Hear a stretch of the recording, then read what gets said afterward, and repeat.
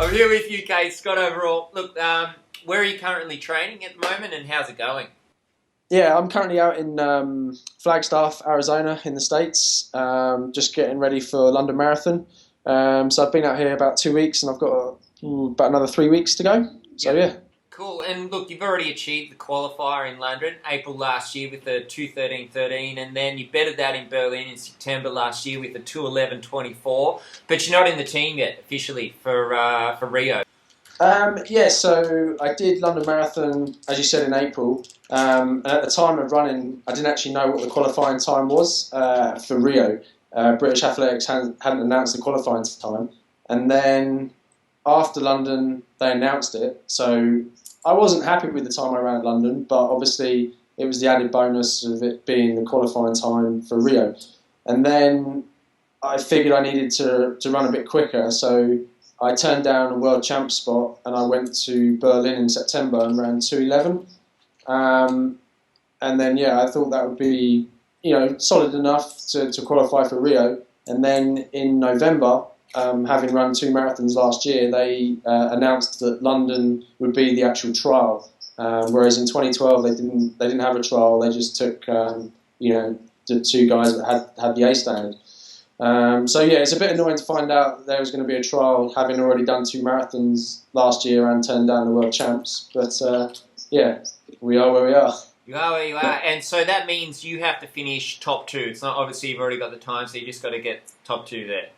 Yeah, so the qualifying is the first two automatic with the qualifying time will guarantee their selection. All right. So in 2014 and the year before, you ran Berlin. In 2015, there's a bit of you did 2:11.24. What was this time differential equated to? Was it a training switch up? Yeah, so the first time I did Berlin was in 2011, before the 2012 Olympics. And yeah, since then I've actually switched coaches. So I guess it just took me a little while to get used to the new coach, the new training. And yeah, I'm now coached by Alan Story, who used to coach probably Sonia O'Sullivan, probably the most famous of the athletes. So yeah, I mean, just as I said, it just took a while to get used to the new training, and yeah, I think with Berlin last year, it was within 30 seconds of my PB, so I was quite happy with that. It wasn't as obviously as an athlete, you always want to run quicker, but I thought that would be enough, and yeah, it was a solid run. Yeah. Are there any? Would you say there are any specific traits like a good elite marathoner would have? It's pretty random, but I'm not sure. I mean, I think there's so many different ways to approach the marathon. You got guys running sort of 140, 150 mile weeks and coming down, and the marathon is almost like a shorter race for them. And then you've got someone like myself that stepping up from sort of the 5k, 10k, and I think for me, I need to be in good 5k, maybe not so much 5k, but good 10k shape. To run well on the marathon. I think if you can nail the marathon pace, which is obviously certainly a lot slower than 10k. If you're comfortable at 10k pace, you're going to be even more comfortable at marathon pace. And going back to your earlier question, I think I came away from that in previous marathons. So I think now that I know what works for me, I train like that. I train at least once a week on the track. I like to keep in touch with the faster stuff as well as obviously the longer marathon work. yeah. So leading into London in April, are you?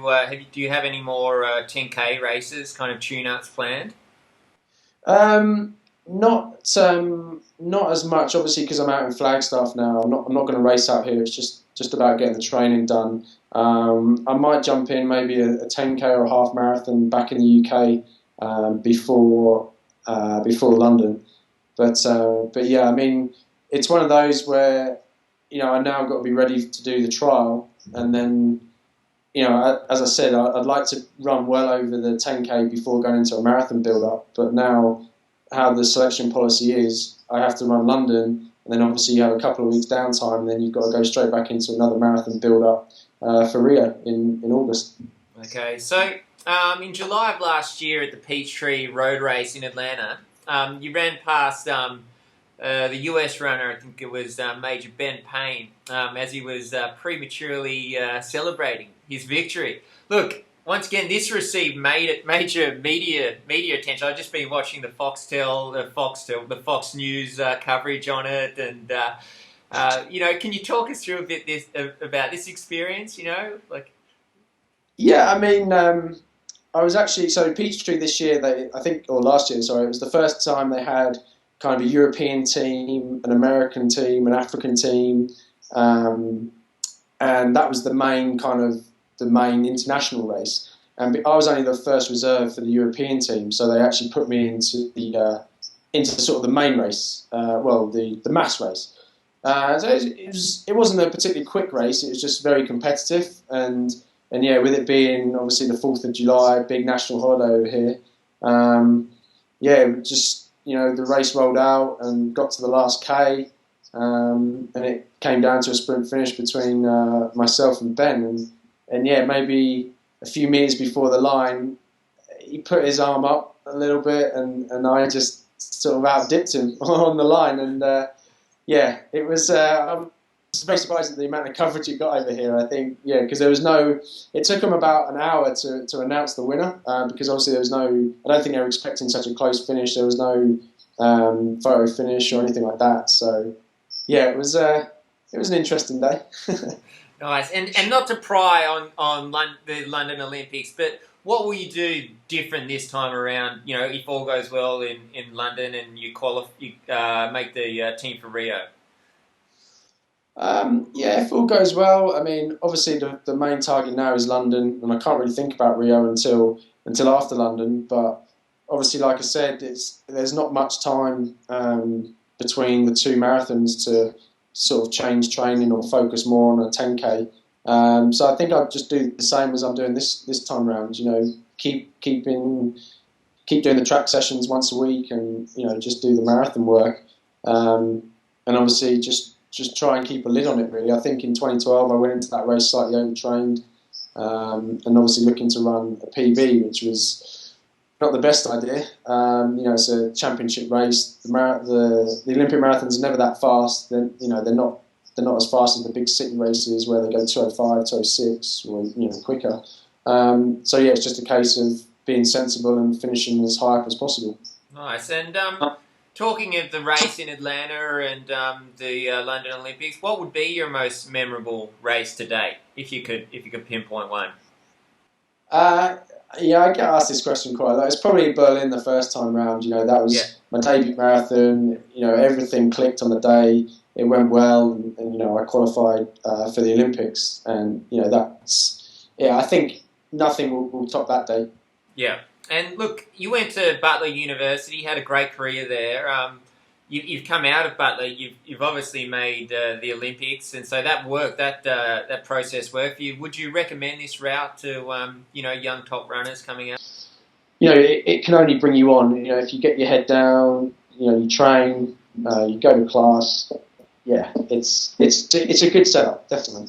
Nice. And look, on a number of occasions, as long as there's not guys like Ross turning up on my doorstep with Gary Blackman with crates of beer trying to make me go out and get drunk. And final question, look, the current state of British marathoning, is there anything in particular you would change there or you want to see happen? Well, obviously, we don't have too many guys running sort of world-class times at the marathon. In recent years, it's just been myself, Chris Thompson, and obviously Mo did the London Marathon a couple of years ago. You've got a few youngsters coming through, like Callum Hawkins. He debuted at 2:12 last year, so that was a great run by him. And I just think, I think the support in the UK needs to be better. We have the lottery funding, but that just goes to the top athletes, and it needs to be more of a 4-year cycle, especially with marathons. You're only going to run probably 2, maybe a maximum of 3 per year, and not all of them are going to be amazing runs. And if you suddenly have a bad run, the funding gets taken away from you, and you're left kind of just trying to do it on your own. So I think, the funding situation needs to be looked at, and as I said, it needs to be more of a 4-year cycle rather than just year to year. Yeah, awesome. All right, mate. Thank you very much. Good luck with everything. I hope to see you in Rio. I know you're taking one step at a time, but yeah, always going for you. Cool. Cheers, mate. Cheers, mate.